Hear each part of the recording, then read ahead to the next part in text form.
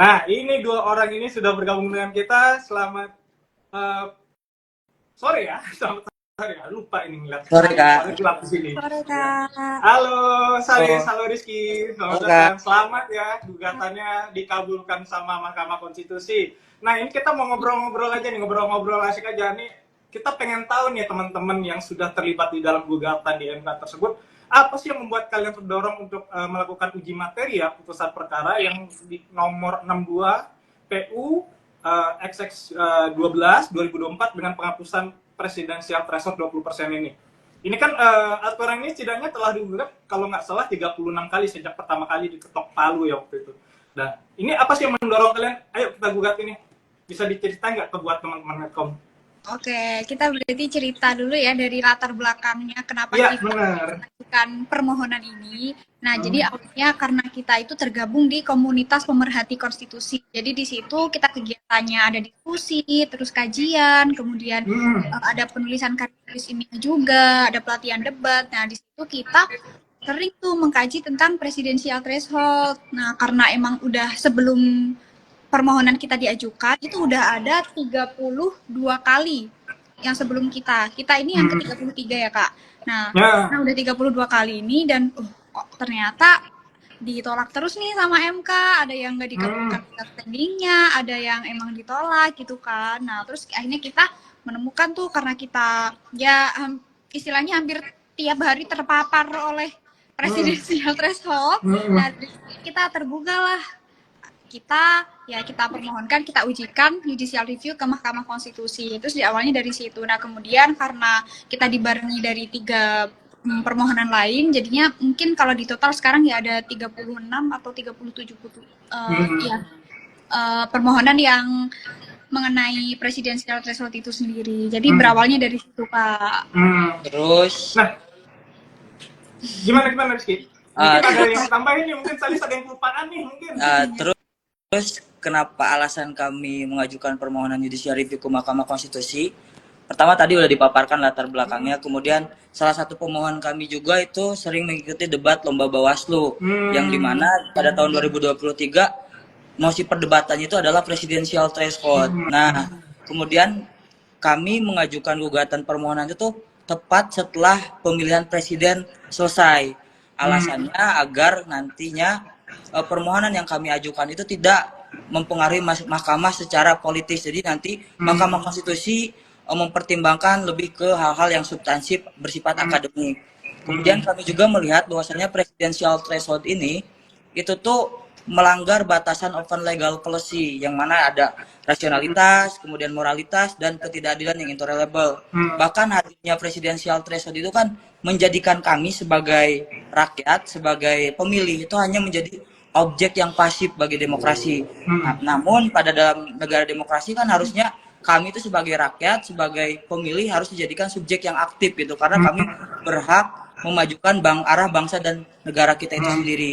Kemudian selain itu juga presidensial threshold itu melanggar asas one man one vote one value, yang mana kan one value itu harus mengikuti satu priorisasi gitu kan, bukan suara pemilu sebelumnya itu menjadi akumulasi di pemilu yang akan datang. Disitulah kami merasa bahwasanya sebagai pemilih merasa terugikan karena kami tidak bisa memilih calon presiden dan wakil presiden yang lebih beragam gitu. Jadi hak kami itu dipaksa untuk memilih, padahal kan dalam negara kita itu melanggar hak asasi manusia juga gitu. Salis, Rizky, ini kan ini jarang banget ya dilakukan oleh Gen Z ya secara langsung, yang terlibat langsung melakukan ini uji materi loh di Mahkamah Konstitusi loh gitu. Nah, ini sebenarnya pernah nggak sih melakukan permohonan uji materi ini sebelumnya, atau ini yang pertama? Kalau dari kita sendiri emang ini yang pertama kali ya kita bikin permohonan ngedraft secara asli, walaupun emang karena kita mahasiswa hukum terus tergabung di KPK dan kita emang udah sering ngedraft permohonan, tapi kan kita belum pernah yang secara nyata kita Mahkamah Konstitusi, dan ini kemudian yang pertama bagi kita. Tapi kan kalau secara Gen Z itu sendiri mungkin beberapa dari teman-teman kita, dari teman-teman UI, dari teman-teman UI Jakarta juga ada, itu kan beberapa mengajukan judicial review gitu kan, dan ya alhamdulillahnya dikabulkan, salah satunya punya kita gitu. Dan memang ini kami juga dikabulkan emang karena Mahkamah Konstitusi juga kan mempertimbangkan gitu bahwasanya ada 32 putusan orang yang mengajukan judicial review. Artinya apa? Ini bukan dari Genji aja, tadi dari berbagai elemen, dosen, kemudian aktivis demokrasi juga kan sering melakukan judicial review. Makanya pada pertimbangannya Mahkamah Konstitusi kan bergeser paradigmanya gitu. Nah, ini menandakan bahwasanya harusnya di hati DPR selaku pembentuk undang-undang ketika banyak masyarakat berbagai elemen melakukan judicial review harusnya tergerak. Nah, kemudian Mahkamah Konstitusi kami sekali lagi sangat apresiasi terhadap Mahkamah Konstitusi karena sudah melakukan responsif judicial review juga gitu. Nah, ini kan kerennya ya teman-teman semua yang tergabung di tim yang mengajukan uji materi ini kan biasanya ya uji materi itu selalu ada pendampingan kuasa hukum. Nah, ini teman-teman kan nggak ada pendampingan nih. Nah, apa ya? Karena dasarnya memang ada pendidikan hukum kah? Atau selama berkuliah bergabung dengan yang debat tadi segala macam ya, yang teman-teman terlibat? Atau ada yang pendorong lain yang membuat teman-teman pede akhirnya? Ya udah, ayo kita ajuin. Jadi gini Kak, jadi kami di komunitas pemerhati konstitusi itu mempunyai kurikulum. Jadi kurikulum itu ada latihan debat, latihan karya tulis ilmiah, ada CMCC juga, peradilan semu Mahkamah Konstitusi. Itu kami belajar bagaimana beracara di Mahkamah Konstitusi. Kami diajarkan dari mulai draft, kemudian menyusun argumen, dan kita mengikut, bahkan ada lomba internal yang mana nantinya kita ikut latihan lomba sidang semu itu sendiri. Jadi dari itu kami sudah terbentuk Kak. Kemudian kuasa hukum ya, karena kami sebagai mahasiswa, kami tidak mampu secara finansial untuk mencari kuasa hukum. Bahkan ahli yang kami datangkan pun itu bersifat pro bono gitu. Alhamdulillahnya kami punya salah satu ahli yang dengan ketulusan hatinya mau membagi waktu pikir membantu kami ketika mendengarkan keterangan ahli, yaitu salah satunya Pak Dr. Danci Arijon Fakultas Hukum UGM. Karena bahkan sedikit ya Kak.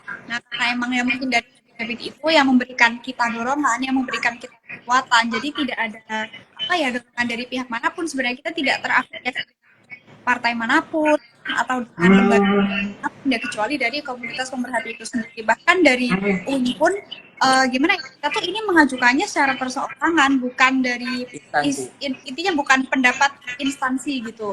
Tapi kenapa UI-nya dibawa ya karena kita sebagai mau nggak mau identitas kampus harus dibawa, jadi gitu kan. Murni pendapat pribadi dari perseorangan kita, bukan ada lembaga, bukan pendapat institusi itu sendiri.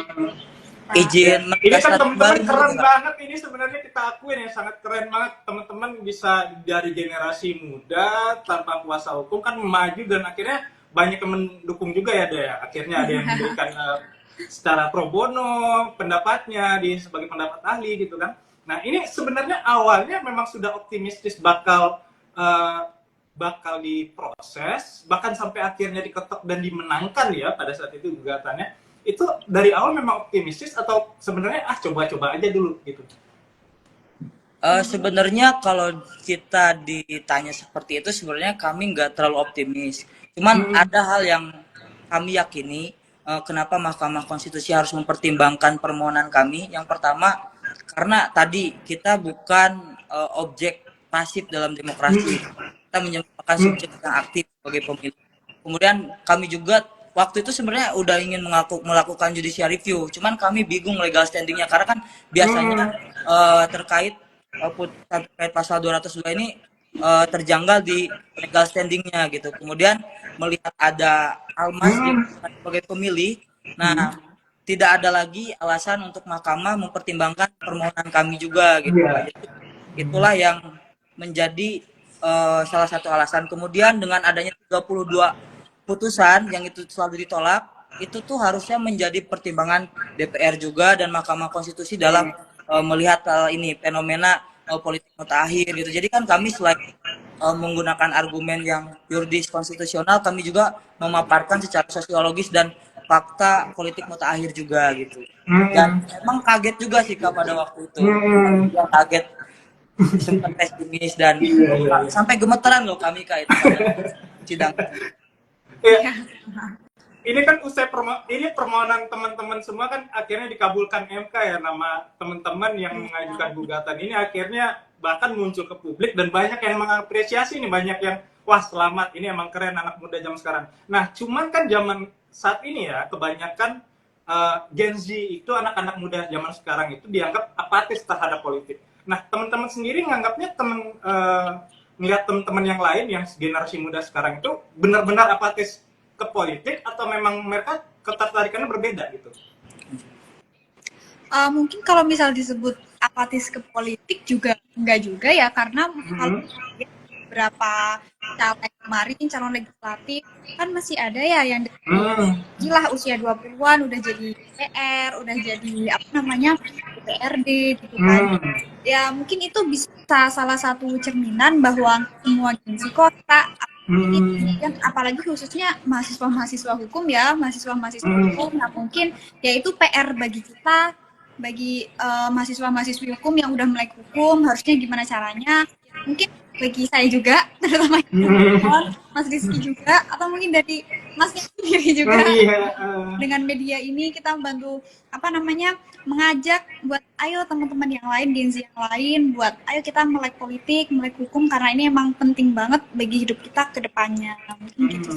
Bahkan kan Kak ada beberapa tokoh publik gitu kan menyatakan bahwasanya salah satu buktinya Gen Z melek politik itu dengan adanya sekarang banyak jadi tren juga kan mahasiswa yang melakukan judicial review. Jadi kami bukan yang pertama kan. Setelah Almas itu ada teman-teman dari UI, teman-teman dari UII, teman-teman dari Jakarta, kemudian kami dari UIN Sunan Kalijaga. Jadi menandakan bahwasanya ada harapan dari Gen Z ini yang masih peduli terhadap demokrasi kita gitu, untuk menjaga kesehatan demokrasi kita, Kak. Jadi Salis sama Rizky nganggap ini sebenarnya cuma stereotip aja ya, anak muda zaman sekarang itu yang apatis politik itu sebenarnya cuma stereotip dan stigma negatif doang ya?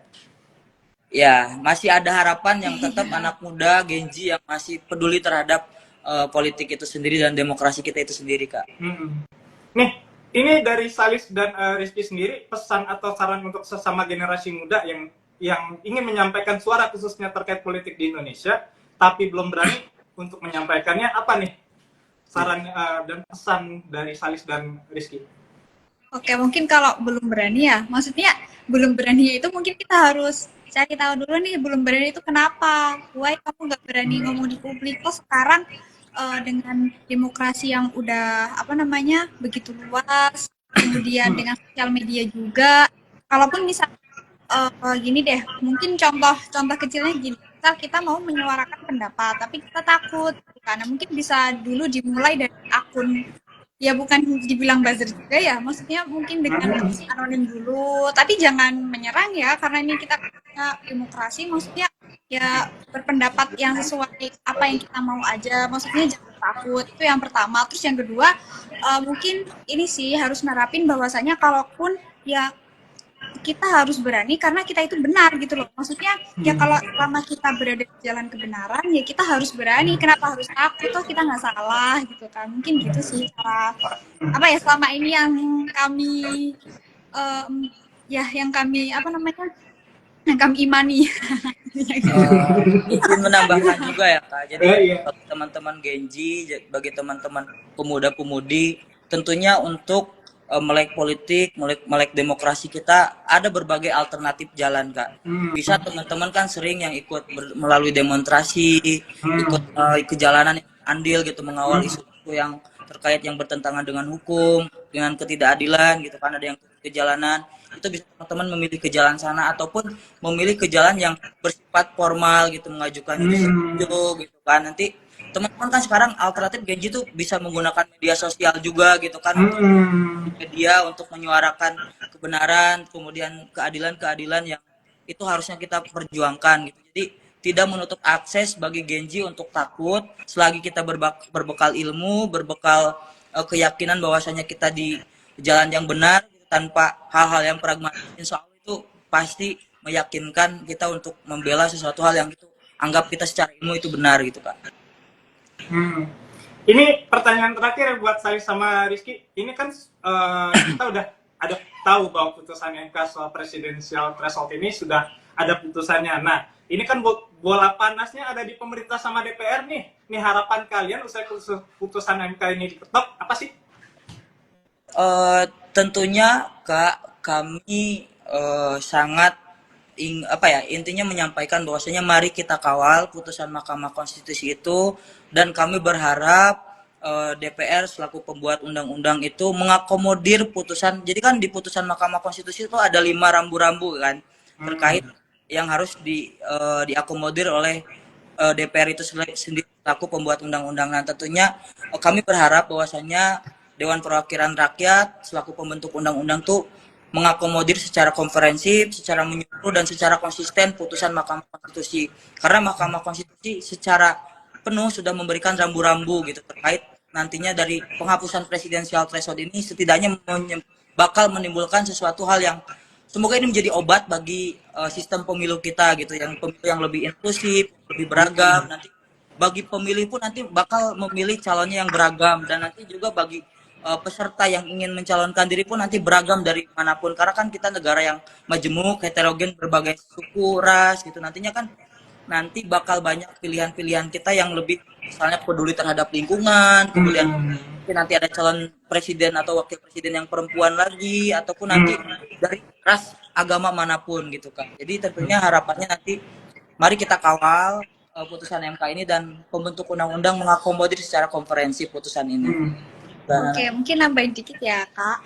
Juga apa yang sudah disampaikan sama Mas Arsel untuk DPR segera membuat produk hukum yang sesuai dengan putusan MK. Nah, kemudian nanti kalau misal udah ada produk hukum yang sesuai, jangan sampai produk hukumnya ini diubah lagi gitu. Jangan sampai ada peraturan yang nyeleneh lagi.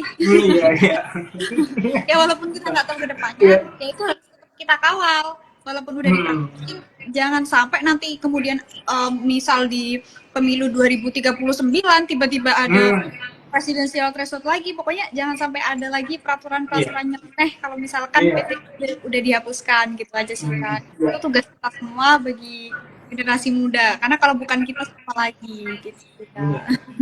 Oke, itu dia pesan dari Salis sama Rizky. Ayo kita kawal generasi muda, kalau bukan kita siapa lagi. Terima kasih Salis, terima kasih Rizky sudah bergabung dengan Menko, sudah berbagi dengan kita. Selamat sekali lagi. Makasih. Permohonannya sudah dikabulkan sama Mahkamah Konstitusi. Teman-teman sudah berkontribusi untuk demokrasi kita. Sampai ketemu lagi Sobat Medcom di promo-promo berikutnya. Dah. Makasih Kak. Makasih ya. Makasih.